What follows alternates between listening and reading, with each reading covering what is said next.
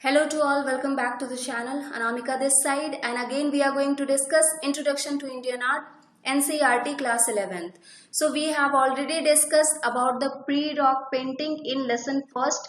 Today we are going to discuss lesson second, Arts of Indus Valley. काफी ज्यादा important होगा. अगर ancient India की बात आती है तो प्री हिस्टोरिक जो रॉक पेंटिंग है, चाहे वो पीलियोलिथिक हो, मेसोलिथिक हो, नियोलिथिक साइट्स हो, काफी ज्यादा उससे क्वेश्चन फ्रेम्ड होते हैं. और अगर आप आर्ट्स ऑफ इंडस वैली की बात करते हो तो यहाँ पे हड़प्पा या मोहनजोदाड़ो से जो भी चीजें प्राप्त हुई हैं खुदाई में, उससे काफी ज्यादा चीजें जो एग्जाम में है वो पूछी जाती हैं.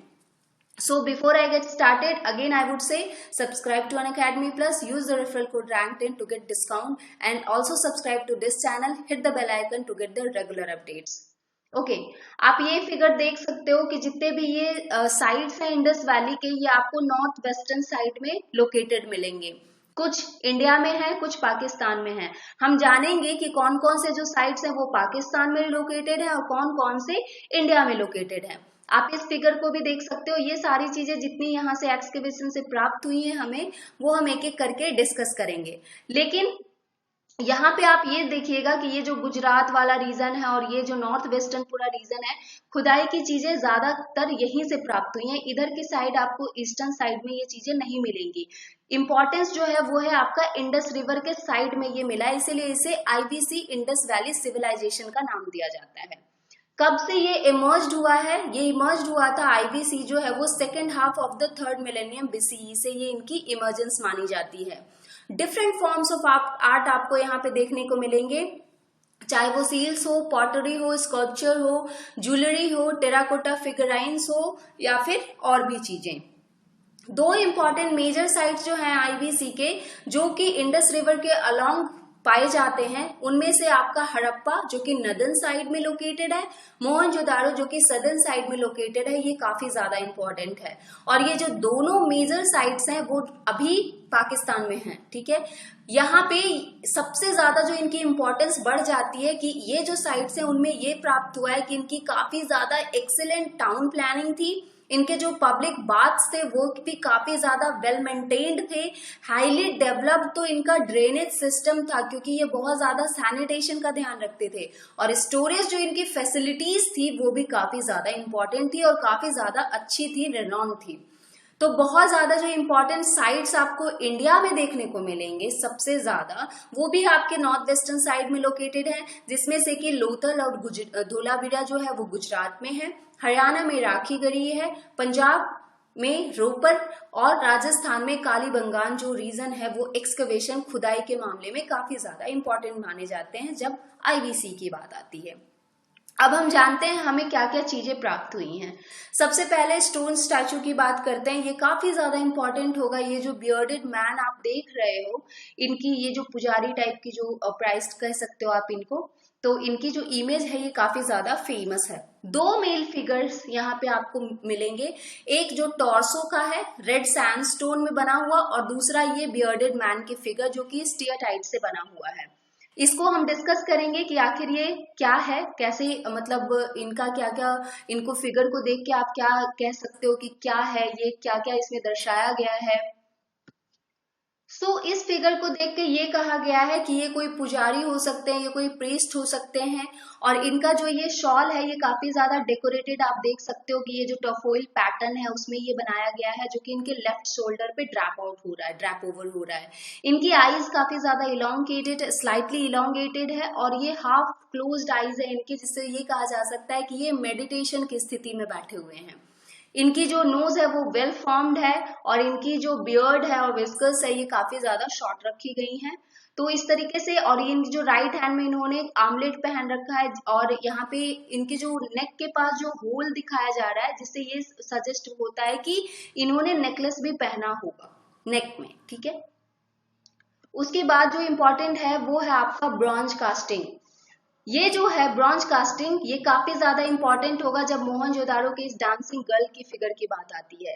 ये जो ब्रॉन्ज कास्टिंग होती थी वो एक टेक्निक के द्वारा यूज होती थी, जो कि टेक्निक थी लॉस्ट वैक्स टेक्निक. होता क्या था इस टेक्निक में कि सबसे पहले जो भी फिगर इनको बनाना है, मान लिया ये आप इनको डांसिंग गर्ल की फिगर बनानी थी, तो इन्होंने पहले इसकी वैक्स की स्टैचू बनाई होगी ऐसी.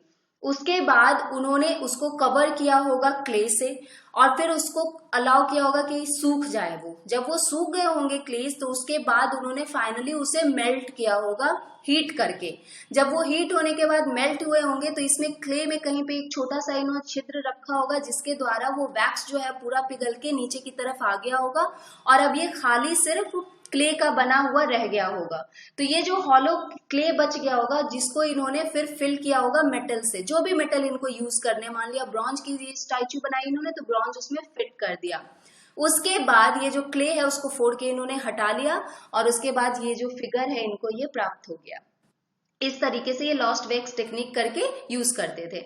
अब ऐसा नहीं है कि सिर्फ एनिमल के फिगर्स, ह्यूमन और एनिमल दोनों फिगर यहाँ से प्राप्त होते हैं।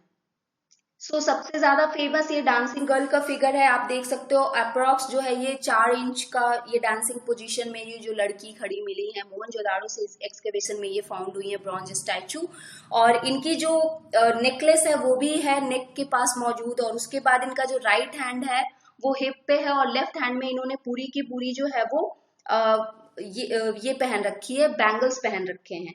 इनकी आईज काफी ज्यादा बड़ी हैं और इनके जो नोज हैं वो काफी ज्यादा फ्लैट हैं। तो इस तरीके के फिगर से आप ये अंदाजा लगा सकते हो कि क्या है, ये क्या दर्शाना चाह रहे हैं। जैसा कि मैंने कहा सिर्फ ह्यूमन फिगर ही नहीं, एनिमल फिगर भी मिले, डॉग या बर्ड के लोथल और लोथल से मिले हैं, और उसके बाद कालीबंगान से ब्रॉन्ज स्टैचू मिली है, फिगर मिली है बुल की भी। तो काफी ज्यादा इंपॉर्टेंट है ये एग्जाम पॉइंट ऑफ व्यू से कि सिर्फ ऐसा नहीं है ह्यूमन नहीं, सिर्फ एनिमल फिगर्स भी यहाँ से फाउंड हुए हैं। उसके बाद हम जानते हैं टेराकोटा के बारे में। तो ये जो आईवीसी के लोग थे वो काफी ज्यादा इमेजेस बनाते थे मेटल्स का भी यूज करके, लेकिन टेराकोटा इमेजेस भी काफी ज्यादा इंपॉर्टेंट है। और ये जो इमेजेस होते थे, रिप्रेजेंटेशन जो होता था इनका काफी ज्यादा क्रूड फॉर्म में होता था, और ये गुजरात और कालीबंगान के साइड से हमें मिले भी हैं। सबसे इंपॉर्टेंट जो है यहाँ पे वो मदर गॉडेस की फिगर है जो कि मोहनजोदाड़ो से मिली थी। और ये जो फिगर है ये काफी ज्यादा यूजुअली जो है वो क्रूड स्टैंडिंग फिगर इनको माना जाता है। ये जो फैन शेप्ड हेड्रेस इनको आप देख सकते हो, कप लाइक प्रोजेक्शन है इनका पे इस तरीके से, और इनके जो दोनों हाथ हैं यहाँ पे कुछ ऐसा लग रहा है जैसे इन्होंने होल्ड करके रखा हुआ है। और इनकी आईज जो है वो काफी ज्यादा पैलेट आईज है, बिग्ड नोज है इनके, और माउथ जो है वो इंडिकेट करती है कि ये थोड़ा सा इन्होंने खोल रखा है या इस तरीके का कुछ, ठीक है, इसको देख के आप ऐसा कह सकते हो। और जो बाकी है फिगराइन और बियर्डेड मेल्स भी जिनके कोल्ड हेयर हैं और इस तरीके की चीजें भी यहाँ से मिली हैं। और अगर आप कहोगे कि अदर जो एग्जाम्पल की क्या क्या और चीजें यहाँ से मिली हैं, तो आप ये देख सकते हो कि टॉय कार्ट विथ व्हील्स, ये देख सकते हो आप, कोई एक चिड़िया आप कह सकते हो इसको जिसके दोनों तरफ व्हील्स लगे हुए हैं, बच्चों के में भी खेलने के यूज आते होंगे ये। विसल्स हैं, फिर बर्ड एंड एनिमल्स हैं, गेम्स मैन है, डाइसेस है, ये सारी चीजें यहाँ से एक्सकेवेशन में हमें मिली हैं। अब हम पढ़ते हैं सील्स के बारे में। मोस्टली जो है ये सील्स बने होते थे स्टीयरटाइट से, और बहुत कम इनको जो है डिफरेंट मेटल से या अदर चीजों से बनाया जाता था, जैसे कि कॉपर से, पायन से या टेराकोटा से। काफी ओकेजनली ये इन चीजों से बनाते थे। फिगर्स जो है एनिमल्स के कौन कौन से दर्शाए गए हैं, ये एग्जाम पॉइंट ऑफ व्यू से इंपॉर्टेंट है कि कौन कौन से एनिमल आईवीसी के फिगर्स में आपको मिलेंगे। यूनिकॉर्न बुल जो है ये काफी ज्यादा इंपॉर्टेंट है, ये फिगर जो है आपका ये यूनिकॉर्न बुल है। फिर राइनासोरस है, टाइगर है, एलिफेंट है, बाइसन है, गोट है, बफेलो है, मॉन्स्टर है, और कभी कभी ट्रीज और ह्यूमन फिगर भी यहाँ पे डिपिक्टेड होते थे कभी कभी। और ये एलिफेंट आप देख सकते हो और बुल देख सकते हो, ये सारी चीजें यहाँ से एक्सकेवेशन में हमें मिली है। सबसे ज्यादा जो इम्पोर्टेंट है वो पशुपति शील जो है। एनग्रेविंग जो इनकी होती थी वो पिक्टोग्राफिक स्क्रिप्ट यूज होती थी, जो कि अभी तक ये पढ़ा नहीं जा सका है कि ये क्या लिखा हुआ है, और जानकारी इसके बारे में हमें नहीं है। और बहुत सारे जो सील्स हैं वो आइवरी में भी हमें प्राप्त हुए हैं। सबसे रिमार्केबल जो सील है यहाँ पे वो है पशुपति सील की, जो कि ये डिपिक्ट करती है एक फिगर जो सेंटर में कहीं पे बैठी हुई है और इसके चारों तरफ आपको एनिमल्स देखने को मिलेंगे। ये भी आपके मोहनजोदाड़ो से मिला है। और उसके बाद यहाँ पे आप देख सकते हो कि एक कोई ह्यूमन फिगर है जो कि क्रॉस लेग करके बैठे हुए हैं, और एक एलिफेंट है यहाँ पे, फिर टाइगर है यहाँ पे, और इनके राइट साइड में दिखाया गया है और लेफ्ट साइड में राइनोसोरस और बोफेलो दिखाया गया है। और जो डीर है, 2 एंटीलोप है, वो इनके बिलो द सीट दिखाया गया है। और एक जो 3 हॉर्न हेड है वो इनका दिखाया गया है, एक इधर एक बीच में। ठीक है, तो इस फिगर से आप ऐसा देख सकते हो, ये पता चल रहा है। उसके बाद पॉटरी की बात करते हैं, क्या किस किस तरीके की पॉटरी प्राप्त हुई है। तो बहुत ज्यादा fine wheel made wares potteries हमें मिली हैं और बहुत ही कम जो है वो हैंडमेड पॉटरीज हमें यहाँ से प्राप्त हुई हैं। प्लेन पॉटरी काफी ज्यादा कॉमन थी, लेकिन पेंटेड वेयर भी यहाँ पे प्राप्त हुए हैं। प्लेन जो पॉटरी होती थी वो जनरली रेड क्ले से बनाई जाती थी, जिसके ऊपर कभी होता भी था या नहीं भी होता था फाइन रेड या फिर ग्रे कलर की ग्रे स्लिप।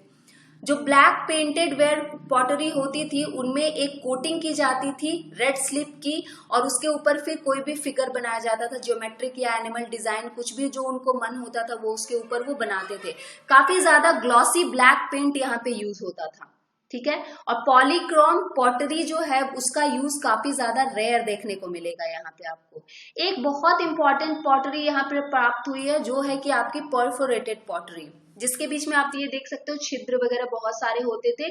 तो आप ये कह सकते हो कि जो भी इनको बेवरेजेस होते हैं उसको मतलब डालने के लिए इनका यूज होता होगा, कि जब ये इसमें डालते होंगे तो बहुत सारे लोग बैठे रहते होंगे तो सारे छिद्र से जो है ये चीजें यहाँ से निकलती होंगी, मे बी इसके लिए ये यूज होता होगा, still we don't know about it.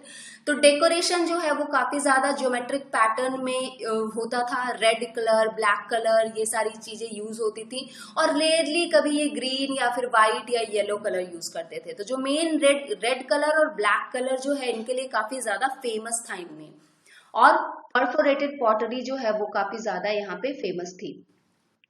अब आगे देखिए, एक और इम्पॉर्टेंट चीज जो है बीड्स और ऑर्नामेंट्स जो यहाँ से प्राप्त हुए हैं। तो ये भी जो है ये काफी ज्यादा प्रीसियस मेटल से बनाए जाते थे, जेमस्टोन से बनाए जाते थे, बोन से भी बनाए जाते थे, बेक्ड क्ले से भी ये बनाते थे। और ऑर्नामेंट्स जो है वो क्या मेन और वुमेन दोनों पहनते थे, अगर ये क्वेश्चन आता है तो यस, ऑर्नामेंट्स दोनों पहनते थे, मेन भी और वुमेन भी। यहाँ पे आपको नेकलेस भी देखने को मिलेगा जो मेन ने भी पहन रखा हो, वुमेन ने भी पहन रखा हो, फिंगर रिंग और आर्मलेट्स, ये सारी चीजें दोनों पहनते थे।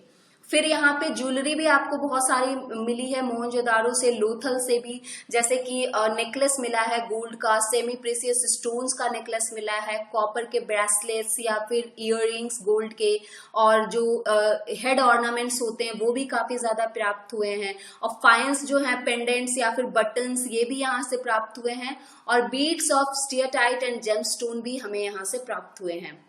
बीड फैक्ट्री जो है वो डिस्कवर्ड की गई थी यहाँ से, चौंदारो एंड लोथल में ये डिस्कवर की गई थी, ये आपको ध्यान में रखना है बीड फैक्ट्री कहाँ से प्राप्त हुई है एक्सकेवेशन में।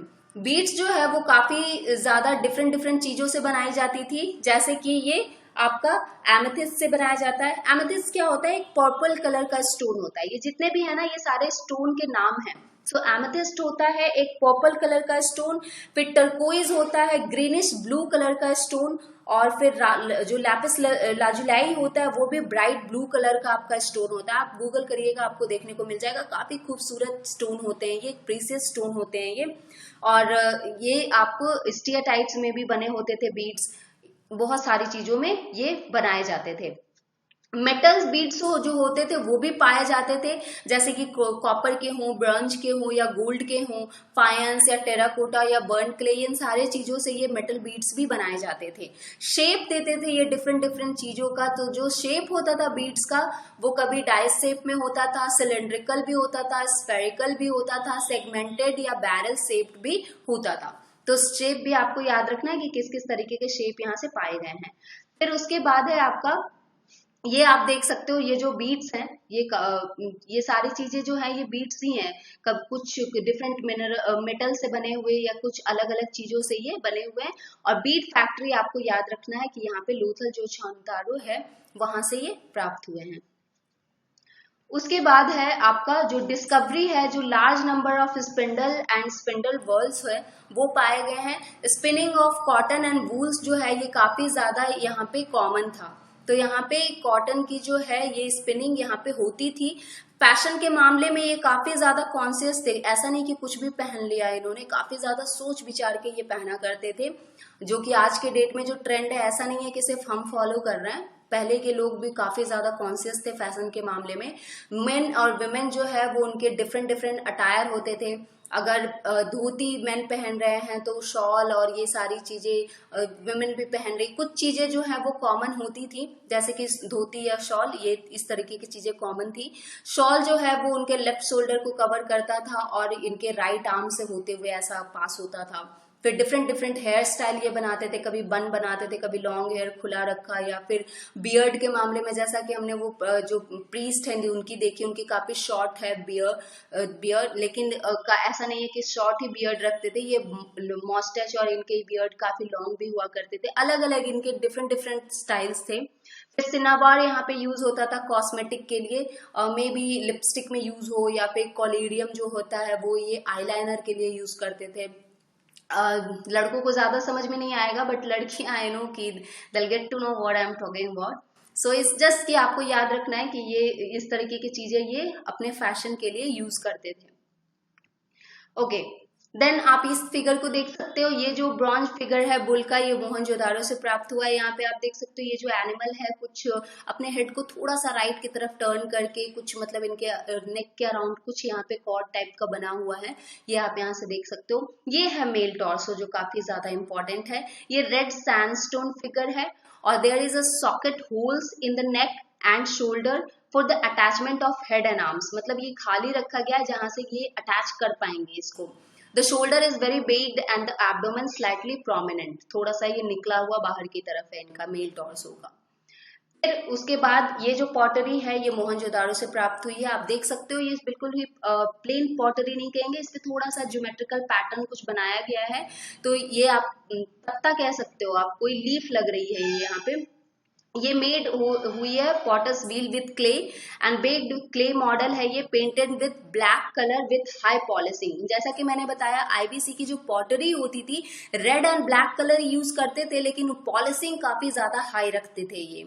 The motifs are of vegetals and geometrical forms, तो ये वेजिटल्स ही हैं और कुछ ज्योमेट्रिकल फॉर्म में है। आप देख रहे हो जैसे पहले इन्होंने कुछ यहाँ पे एक ऐसे ही कुछ पाई दिया, फिर उसके बाद एक फॉलो किया, पता नहीं कितने इंच के फासले पे, ये इस तरीके का कुछ ज्योमेट्रिकल पैटर्न ये जरूर फॉलो करते थे।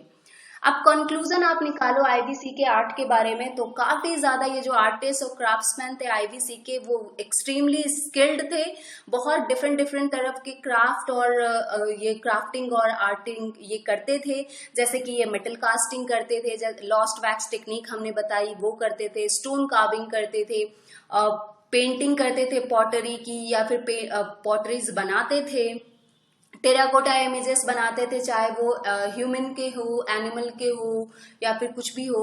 उसके बाद simplified motifs of animal, plant और बर्ड के इमेजेस को ये करके किसी तरीके से ये टेराकोटा भी बनाते थे, काफी ज्यादा ये स्किल्ड थे इन मामले में। This was it for today. अगले लेसन को भी हम डिस्कस करेंगे, इस तरीके से एक एक करके आपके सारे चैप्टर कंप्लीट होंगे। आई होप ये चैप्टर आपको समझ में आया है। अगर कुछ आपके डाउट हैं तो comment box is available for you. Okay, stay tuned with this platform and don't forget to hit the bell icon. Stay tuned. Bye bye.